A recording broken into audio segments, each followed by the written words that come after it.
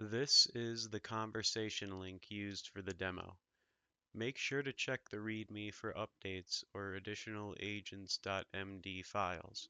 This video shows a high-level automated onboarding process. The details are in the files themselves.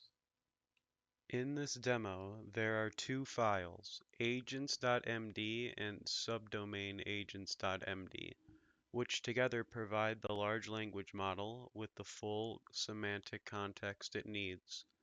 The agent begins with zero knowledge, and these files onboard it by giving structured, machine-interpretable descriptions of the project's files, concepts, and their relationships. If you want to understand the details behind this process, I recommend opening the agent's files yourself. They're written to be both human-readable and machine-readable, so you can see exactly how the project grounds and bootstraps the AI agent. One thing I've been experimenting with is embedding the logic inside of agents.md files that checks whether the onboarding has been completed. So far, that part hasn't worked reliably, but this is precisely the kind of thing that could be standardized if platforms like GitHub integrated automated onboarding as a native feature, right next to readme.md.